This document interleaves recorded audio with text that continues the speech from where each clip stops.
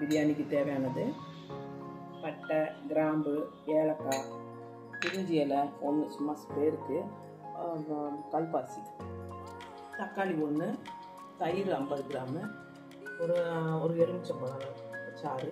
இது நம்ம biryani powder 1 spoon.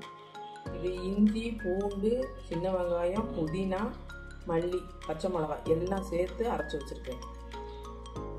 வெங்காயம் ஒரு 3 வெங்காயம், பெரிய வெங்காயம், ஒரு பேக்கெட்டு காளான். சீரக சம்பா அரிசி 2 டம்ளரை 20 நிமிஷமாக நம்ம ஊற வச்சுருக்கோம். எண்ணெய் ஒரு 50 கிராம். அந்த வாசனை பொருள்லாம் போட்டுக்கலாம். கலந்து வெங்காயம், இந்த பெரிய வெங்காயத்தை நல்லா பொன்னிறமாக வர வரைக்கும் வதக்கணும். இப்போ நம்ம அரைச்சி வச்சதெல்லாம் போட்டுட்டு நல்லா வதங்கணும். தக்காளி போட்டுக்கலாம். தக்காளி போட்டு நல்லா வதங்கணும். அந்த பிரியாணி பொடியை போட்டுட்டு நீ தயிரையும் சேர்த்துக்கலாம். இப்போ காளான்லாம் போட்டுக்கலாம். போட்டுட்டு ஒரு கலர்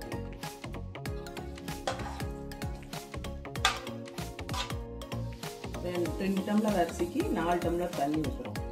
இது கொதிக்கவும் நம்ம அரிசியை போட்டுக்குவோம். இப்போ கொஞ்சம் கம்மியாக போட்டுக்கலாம். அப்புறம் அரிசியை போட்டு பார்க்கலாம். இப்போ கொதிச்சிருச்சு. நம்ம அரிசியை போட்டுக்கலாம். அரிசியை போட்டு முடிச்சுட்டு உப்பு கரெக்ட் பண்ணிக்கோங்க.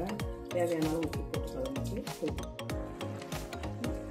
கொஞ்சம் லெமன் ஊற்றிக்கலாம். ஊற்றிட்டு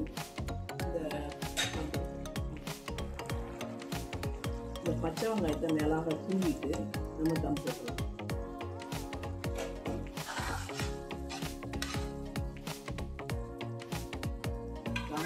கம்மாண்டுது. இந்த மாதிரி இருந்தால் தண்ணியெல்லாம் கம்மியாயிடுச்சுலப்பா. இது அதுக்கப்புறம் நம்ம தட்டை போட்டு மூடி ஒரு வடைச்சட்டி, அதாவது தோசைக்கல் கீழே வச்சு இந்த வடைச்சட்டியை தூக்கி மேலே வச்சுருவோம்.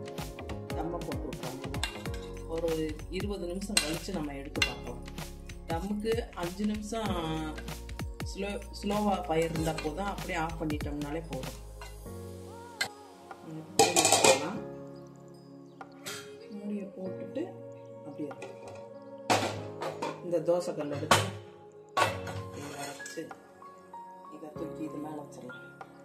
வச்சுட்டு ஒரு பாத்திரத்தில் தண்ணி, இந்த பாத்திரத்தில் நிறைய தண்ணி இருக்குது. இதை தூக்கி இது மேலே வச்சிடலாம்.